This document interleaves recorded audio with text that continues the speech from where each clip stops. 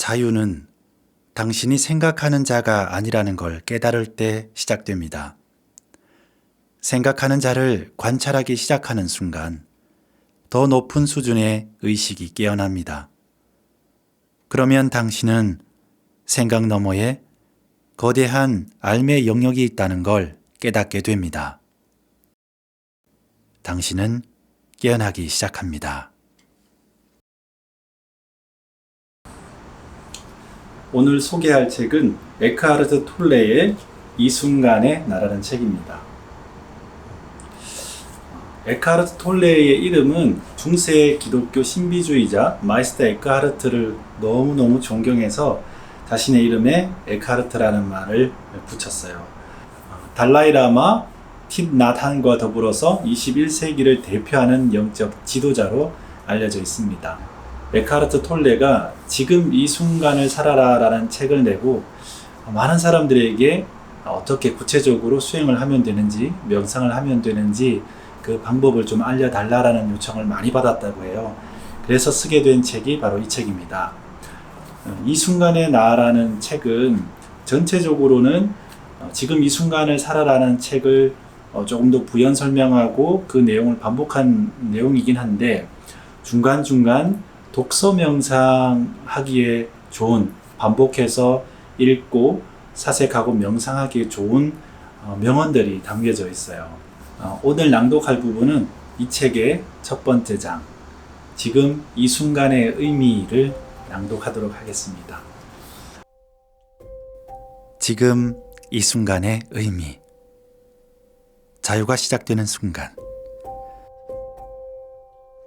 탄생과 죽음의 지배를 받는 수많은 삶의 모습 너머에 항상 현재의 순간에 존재하는 영원한 하나의 삶이 있습니다. 많은 사람들은 이것을 일컬어 신이라고 하지만 나는 존재라는 단어를 사용하곤 합니다. 존재라는 단어는 아무것도 설명하지 않습니다. 신이라는 단어도 마찬가지입니다.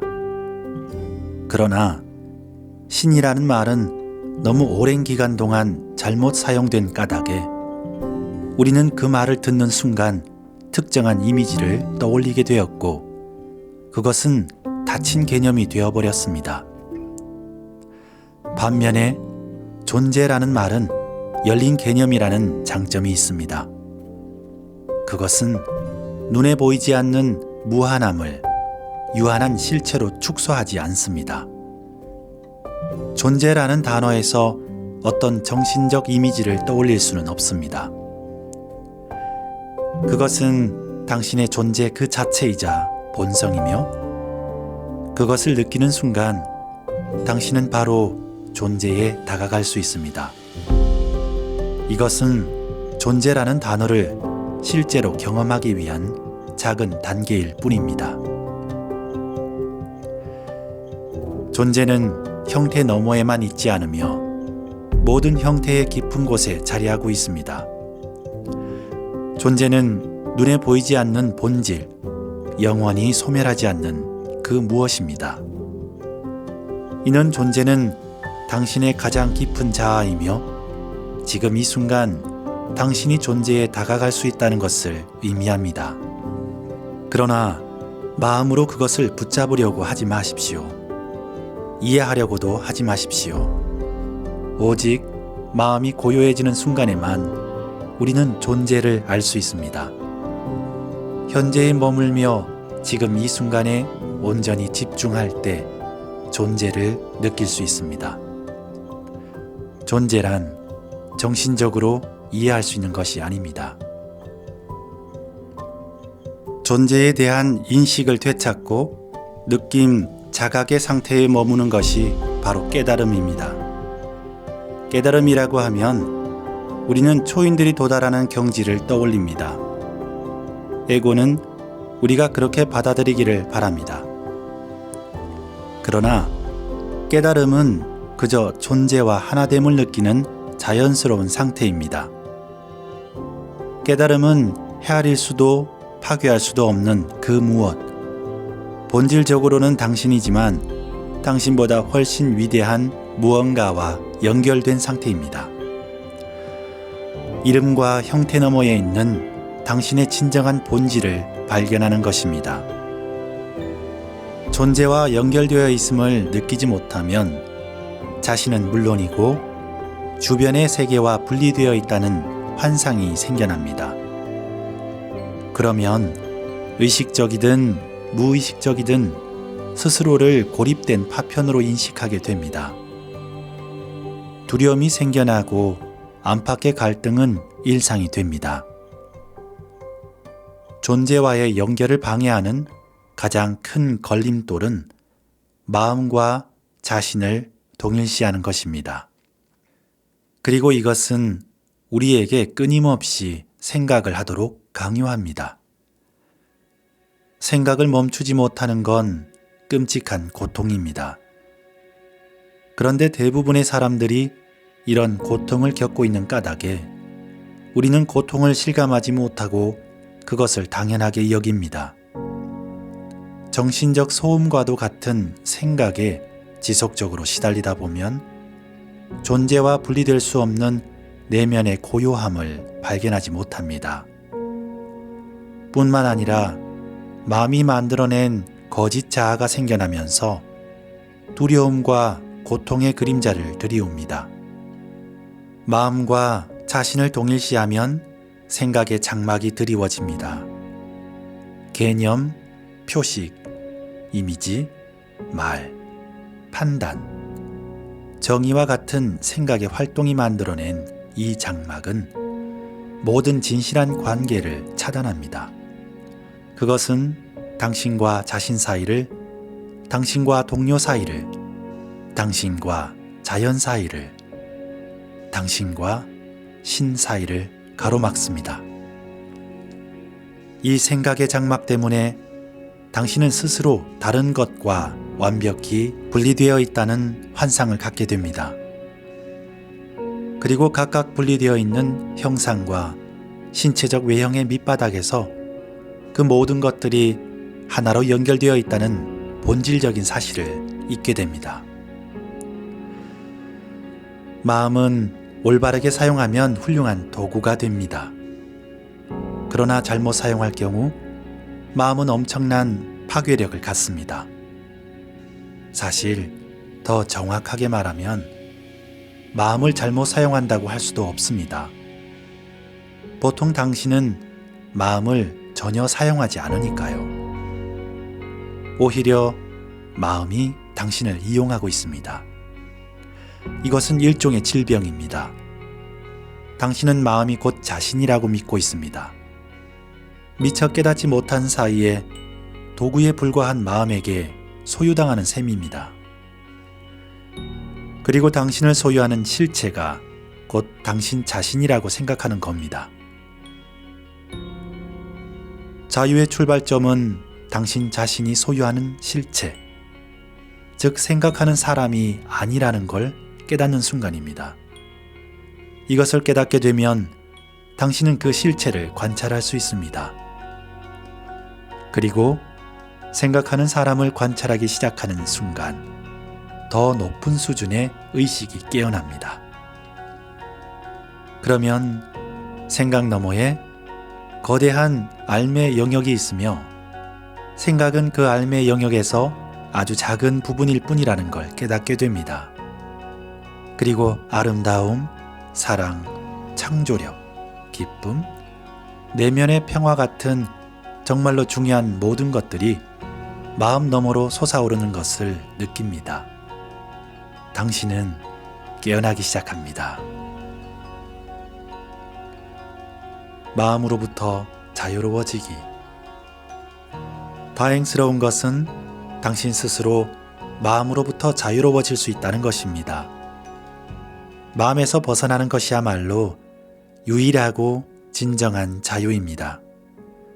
당신은 지금 당장 그 첫걸음을 내디딜 수 있습니다.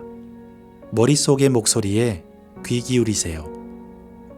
당신의 머릿속에서 오래된 테이프처럼 몇 년째 똑같이 반복되고 있는 생각의 패턴에 가능한 한 자주 주의를 기울여야 합니다. 이것이 바로 생각하는 사람을 관찰하는 것입니다. 이것은 곧 머릿속의 목소리에 귀를 기울이면서 그곳에 목격하는 존재로 있으라는 의미입니다. 그 목소리에 귀 기울일 때에는 편견을 갖지 않아야 합니다. 이는 어떠한 판단도 해서는 안 된다는 의미입니다. 당신에게 들려오는 머릿속의 목소리를 판단하거나 비난하지 말아야 합니다. 그렇게 해봤자 똑같은 목소리가 뒷문을 통해 다시 들어올 뿐입니다. 그리고 당신은 곧 깨닫게 될 것입니다. 여기에 목소리가 있고 나는 그 소리에 귀 기울이고 관찰하고 있다는 것을. 이것은 내가 존재하고 있다는 자각입니다. 자신의 존재에 대한 깨달음은 생각으로는 얻을 수 없습니다. 그것은 마음 너머에서 떠오르는 것입니다. 어떤 생각에 귀 기울일 때 당신은 그 생각은 물론이고 그 생각의 관찰자로서 자신을 자각하게 됩니다. 그 순간 의식의 새로운 차원이 열립니다. 생각에 귀 기울일 때 생각 이면이나 그 밑바닥에 자리한 의식 있는 존재, 즉 당신의 깊은 자아를 느낍니다. 그러면 당신을 지배하고 있던 생각은 그 힘을 잃어버리고 순식간에 가라앉습니다. 당신이 마음에 동화되어 마음에 힘을 실어주는 행위를 더 이상 하지 않기 때문입니다. 그 순간 자신도 모르게 강박적으로 이어지던 생각도 사라집니다. 생각이 가라앉으면 정신의 흐름이 끊기는 순간 무심의 공백을 경험하게 됩니다. 처음에 그 공백은 아주 짧은 순간, 단지 몇 초에 불과할 겁니다. 그러나 그 시간은 점차 길어집니다. 이런 공백을 경험하는 순간 당신은 내면에서 고요와 평화를 느끼게 됩니다. 그리고 항상 마음에 가려져서 보지 못했던 존재와 하나됨을 느끼는 자연스러운 상태가 시작됩니다. 수행을 지속하다 보면 고요와 평화를 더 깊이 인지할 수 있습니다. 당신이 느끼는 고요와 평화는 한없이 깊어질 수 있습니다. 또한 내면 깊은 곳에서 솟아나는 기쁨이 미묘하게 온몸으로 퍼져나가는 것을 느낍니다. 바로 존재에 대한 기쁨입니다. 이렇게 내부에서 존재와 연결되어 있을 때 당신은 마음과 자신을 동일시하는 상태보다 더 또렷하고 분명하게 깨어있게 됩니다. 이 순간 당신은 완전하게 존재합니다. 또한 육체의 생명력을 불어넣는 에너지 장의 주파수도 높아집니다. 동양에서 흔히 말하는 무심의 상태로 좀 더 깊이 들어가면 순수한 의식의 상태를 자각하게 됩니다. 이 상태에서는 당신의 존재 자체가 너무나 강렬하고 충만한 기쁨으로 다가오기 때문에 이에 비하면 생각이나 감정, 당신의 육체와 외부 세계는 미미하게 느껴질 뿐입니다. 이런 순수한 의식의 상태는 자기 중심적인 이기적 상태가 아니라 자기 자신이 없어지는 상태입니다. 또한 과거의 당신이 당신 자신이라고 생각했던 존재를 넘어서는 것입니다. 이와 같은 현존, 이 순간의 존재함은 바로 당신의 본질인 동시에 그보다 더욱 위대한 그 무엇입니다. 생각하는 사람을 관찰하는 대신 지금 이 순간에 온전히 집중하는 것만으로도 마음의 흐름을 멈출 수 있습니다. 그저 지금 이 순간에 완전히 집중하세요. 이렇게 하면 깊은 만족을 느낄 수 있습니다.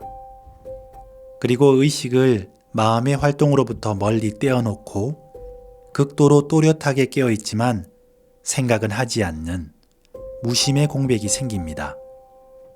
이것이 명상의 본질입니다.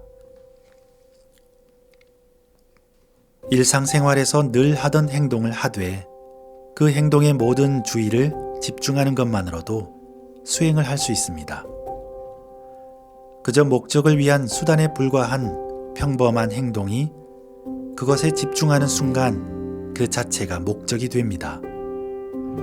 예를 들어 집이나 직장에서 계단을 오르내릴 때마다 당신이 내딛는 모든 걸음걸음에, 모든 동작에, 심지어는 호흡에도 세심하게 주의를 기울여 보세요. 그 순간에 온전하게 존재하세요. 손을 씻을 때에도 물소리, 물의 느낌, 손의 움직임, 비누 향기 등 손을 씻는 행위와 관련된 모든 감각에 집중해 보세요. 자동차를 탈 때에도 차문을 닫고 잠시 모든 동작을 멈춘 채 당신의 호흡을 느껴보세요. 그리고 고요하지만 강력한 존재감을 깨닫습니다. 이 과정에서 어느 정도로 내면의 평화를 느끼는지를 보면 당신이 성공적으로 수행을 했는지 알 수 있습니다. 깨달음을 향한 여행에서 반드시 거쳐야 할 단계는 자신을 마음과 동일시하지 않는 법을 배우는 것입니다. 마음의 흐름이 끊어질 때마다 의식의 빛은 더 강해집니다. 마치 아이의 재롱에 미소 짓는 것처럼 어느 날 머릿속에서 들려오는 목소리에 미소 짓는 당신을 발견하게 될지도 모릅니다. 이는 마음이 만들어내는 목소리를 더 이상 심각하게 받아들이지 않는다는 의미입니다. 당신의 자아의식이 더 이상 거기에 의존하지 않기 때문입니다. 자유로 향하는 열쇠. 우리는 성장하는 과정에서 개인적, 문화적 환경을 바탕으로 자신이 누구인지에 대한 마음의 이미지를 만들어 갑니다. 유령과도 같은 이 이미지를 흔히 에고라고 부릅니다. 에고는 마음의 활동으로 만들어지는 것이므로 우리가 끊임없이 생각하고 또 생각할 때에만 존재할 수 있습니다. 에고라는 말의 의미는 사람에 따라 다를 겁니다. 그러나 이 책에서 말하는 에고란 마음과 자신을 무의식적으로 동일시할 때 생성되는 거짓 자아를 가리킵니다. 에고에게는 현재의 순간이 존재하지 않습니다. 에고에게 중요한 것은 오직 과거와 미래입니다. 이처럼 진리에 역행하는 에고의 상태에서는 당신의 마음이 제대로 기능할 수 없습니다. 또한 에고는 과거를 항상 생생하게 살아있게 유지하려고 합니다. 과거가 없다면 자신이 누구인지 말할 수 없기 때문입니다.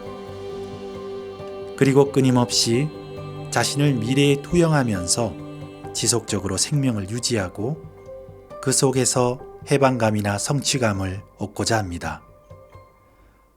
언젠가 이런저런 일이 생기면 나는 괜찮을 거야. 행복하고 평화로워질 거야 라고 말하면서 말입니다. 심지어 에고가 현재와 관련이 있을 때조차도 에고는 현재의 순간을 보지 않습니다. 에고는 과거의 시각으로 현재를 보기 때문에 지금 이 순간을 온전하게 인식하지 못합니다. 마음이 투영하고 있는 미래의 목적을 이루기 위한 수단으로 현재의 순간을 축소하기 때문입니다. 당신의 마음을 관찰해 보면 에고가 어떻게 작동하는지 알 수 있습니다. 자유로 향하는 열쇠를 쥐고 있는 것은 현재의 순간입니다. 그러나 자신이 곧 마음이라고 믿고 있는 한 현재의 순간을 발견할 수 없습니다. 깨달음은 생각을 딛고 솟아오릅니다. 깨달음의 상태에서도 필요하다면 언제든지 생각하는 마음을 사용할 수 있습니다. 하지만 이전보다 훨씬 더 집중적이고 효과적인 방법으로 사용하게 될 것입니다. 실용적인 목적으로 생각하는 마음을 사용하지만 당신의 의지와는 상관없이 들려오는 머릿속의 목소리에서 자유로워져서 내면의 고요를 유지할 수 있습니다. 마음을 사용할 때, 특히 창조적인 해결책이 필요한 경우, 생각과 고요함, 마음과 무심의 사이를 시계추처럼 몇 분 간격으로 오고 갑니다. 무심이란 생각에서 벗어난 의식을 말합니다.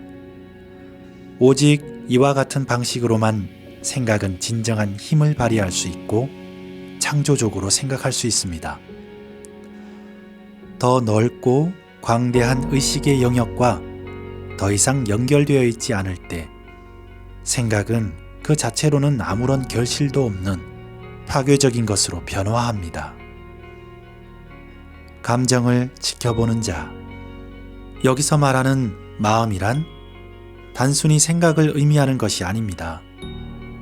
그것은 당신의 감정은 물론이고 무의식적으로 나타나는 정신적, 감정적 반응의 유형까지도 모두 포함합니다. 감정은 마음과 몸이 만나는 곳에서 솟아납니다. 그것은 마음에 대한 몸의 반응입니다. 혹은 몸 안의 마음이 반영되는 것이라고 할 수도 있습니다. 당신이 좋아하고 싫어하고 판단하고 해석하면서 일어나는 모든 생각들을 자기 자신과 동일시하면, 다시 말해 관찰하는 의식으로서 현재에 존재하지 못하면 감정적 에너지의 부담은 더 커집니다. 감정을 느낄 수 없거나 감정과 단절된다면 당신은 결국 몸의 문제나 증상으로 감정을 느낄 수밖에 없습니다. 자신의 감정을 느끼기 어렵다면 몸 안의 에너지장에 온 신경을 집중해 보세요. 내면 깊은 곳으로부터 당신의 몸을 느껴보세요. 그러면 당신의 감정을 느낄 수 있을 겁니다.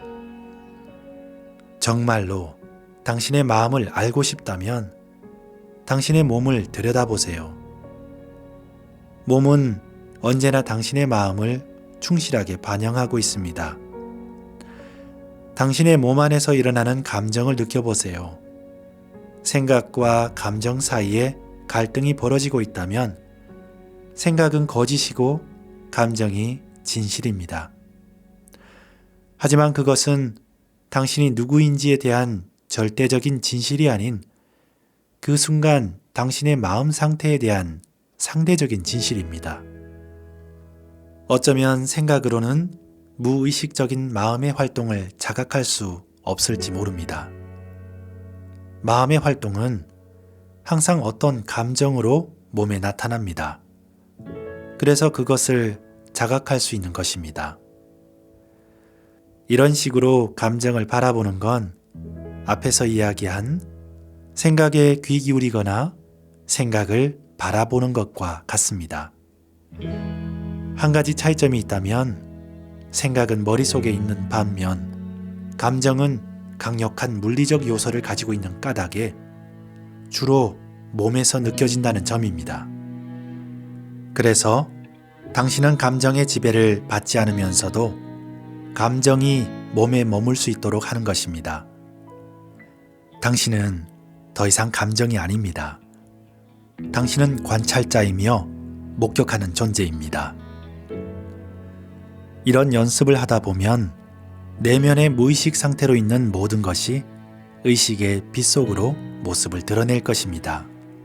스스로에게 이렇게 물어보는 습관을 들이세요. 지금 이 순간 내 안에서 무슨 일이 일어나고 있는가? 이 질문은 당신에게 올바른 방향을 제시해 줄 겁니다. 그러나 분석하지는 말아야 합니다.